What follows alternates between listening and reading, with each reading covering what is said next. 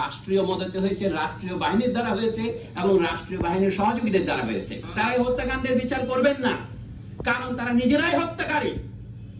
আপনি হত্যাকারীর কাছে কি করে হত্যা চাইবেন? যারা নিজেরা রাজাকার তারা অপরকে বলে রাজাকার। দেশের সিভিল সার্ভিস থেকে শুরু করে সমস্ত সরকারি চাকরিতে সকলের বৈধভাবে প্রতিযোগিতা করার অধিকার থাকবে কি থাকবে না, সেই প্রশ্নটা অরাজনৈতিক প্রশ্ন নয়, এটা একটা রাজনৈতিক প্রশ্ন। কিন্তু রাজনৈতিক প্রশ্নে রাজনৈতিক সমাধানের দিকে না গিয়ে দেশের সরকার প্রথমে সেটাকে এক পাশে ঠেলে দিতে চেয়েছে, উপেক্ষা করতে চেয়েছে, পরে যে দমন নীতি অবলম্বন করেছে নিজেদের পেটোয়া বাহিনী দিয়ে, সেটা থেকে এই হত্যাকাণ্ডের শুরু। আমরা প্রথমেই পরিষ্কার করে বলতে চাই, এই হত্যাকাণ্ড রাষ্ট্রীয় মদতে হয়েছে, রাষ্ট্রীয় বাহিনীর দ্বারা হয়েছে এবং রাষ্ট্রীয় বাহিনীর সহযোগীদের দ্বারা হয়েছে, যাদেরকে আমরা বলতে পারি প্রাইভেট বাহিনী। এর বিশ্বাসযোগ্য তদন্তের জন্য অবশ্যই বর্তমান পরিস্থিতিতে আন্তর্জাতিক তদন্ত দরকার। আমরা আমাদের নিহত, আহত, গুম হওয়া এবং নির্যাতিত জাতীয় জনগণের পক্ষ থেকে সেই দাবিকে অকুণ্ঠ সমর্থন জানাই। দ্বিতীয়ত, এখনো হত্যাকাণ্ডকে অস্বীকার করার জন্য একটা উদাহরণ দিই আপনাদের। গতকাল শোক দিবসের নামে একটা প্রজ্ঞাপন জারি করেছেন মন্ত্রী পরিষদ সচিব। সেখানে দেখবেন নিহত এবং আহতদের জন্য শোক পালনের জন্য কালো ব্যাজ পরিধান করতে বলেছেন। আমরা কিন্তু সেটা প্রত্যাখ্যান করেছি, আমরা লাল ব্যাজ পরেছি। এবং তারপরে তাদেরকে তারা শহীদ বলতে রাজি নন। তাহলে তারা যদি শহীদ না হন, শুধু নিহত হন, তাদের জন্য তাহলে প্রার্থনা করার দরকার কি? এটা হচ্ছে একটা নয়, এই ধরনের অজস্র সবিরোধ আপনারা পাবেন।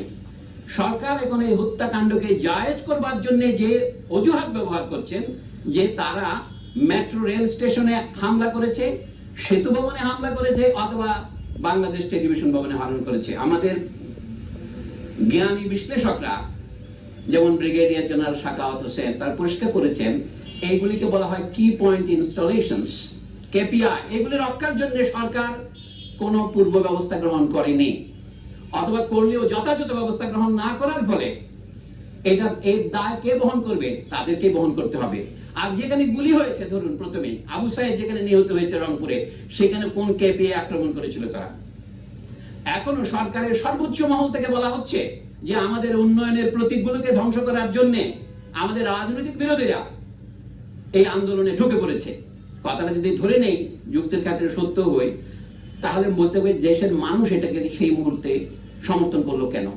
ধরুন মিরপুর 10-এ অথবা অন্যান্য যে মেট্রো রেলে আক্রমণ করলো কেন? আমাদের দেশের অথবা যে কোনো ঔপনিবেশিক দেশের ইতিহাসের সাথে যারা পরিচিত, এমনকি ইউরোপের দেশের ইতিহাসে যারা পরিচিত, তারা জানেন মানুষ যাকে ক্ষমতার দম্ভের প্রতীক মনে করে সেটাকে হামলা করে। সরকারের লেজিটিমেসির একমাত্র দাবি হচ্ছে, বৈধতার একমাত্র দাবি হচ্ছে আমরা উন্নয়ন করেছি গত 1.5 দশকে। আইয়ুব খান সাহেবের 1 দশক ছিল, এখন শেখ হাসিনার 1.5 দশক হয়েছে। এই উন্নয়নকে মানুষ যে প্রত্যাখ্যান করেছে, সেটা দেখা যায় ঢাকা শহরের সমস্যাটা কি ছিল? গণযোগাযোগ ব্যবস্থার একটা বৈজ্ঞানিক পদ্ধতি, পাবলিক ট্রান্সপোর্টেশন সিস্টেম, সেটা দিয়ে মেট্রো রেল দিয়ে সেটার সমাধান হবে না। তাদেরই প্রকাশিত তথ্য অনুসারে এটা যখন সম্পূর্ণ চালু হবে, তাকে মাত্র 9% লোক এর উপকার পাবেন। কাজে এইটাকে প্রতীকী করে দেশের সমস্ত বাজেটের টাকাকে এক খাতে নিয়ে যাওয়া, এই ম্যান্ডেট কে দিয়েছে? এটা জনগণের সাথে আলোচনা করা হয়েছে। সুতরাং মানুষ যখন তথাকথিত উন্নয়নের প্রতীকগুলিকে আক্রমণ করে, সেটাকে আপনি প্রথমে মনে হবে দুর্ঘটনা, কিন্তু না, এর পেছনে একটা কারণ আছে। আমরা বলেছি সরকারকে ক্ষমা চাইতে হবে, এখন সেই পর্যায়ে পার হয়ে গেছে। এখন জনগণের পক্ষ থেকে ক্রমশ ধ্বনি উঠবে এই সরকারের ক্ষমতা থাকার অবস্থায়। আপনারা কি কেউ বিশ্বাস করেন তারা এই ন্যায় বিচার করতে পারবেন? তারা এই হত্যাকাণ্ডের বিচার করবেন না, কারণ তারা নিজেরাই হত্যাকারী। আপনি হত্যাকারীর কাছে কি করে হত্যা চাইবেন? যারা নিজেরা রাজাকার তারা অপরকে বলে রাজাকার। পৃথিবীতে এর চেয়ে বড় পরিহাস আর কি আছে? মানে যারা খুনি তারা আজ আমাদের বলে খুনি, যারা বিশ্বাসঘাতক তারা আমাদের বলে বিশ্বাসঘাতক। ক্ষমতার সর্বোচ্চ কেন্দ্রের চারদিকে তো রাজাকাররা বসে আছে। এবং যে ছাত্র যারা 2000 সনের পরে জন্মগ্রহণ করেছে, তাদেরকে তারা রাজাকার বলছেন। আমরা এখানে দাঁড়িয়েছি শুধুমাত্র যারা নিহত হয়েছে তাদের আত্মার মাগফিরাতের জন্য নয়, যারা বেঁচে আছে তাদের আত্মার মাগফিরাতের জন্য। আমাদের মাগফিরাত হচ্ছে, মাগফিরাতের মূল কথা হচ্ছে ক্ষমা, আল্লাহর কাছে ক্ষমা চাওয়া। আল্লাহ গফুরুর রহিম।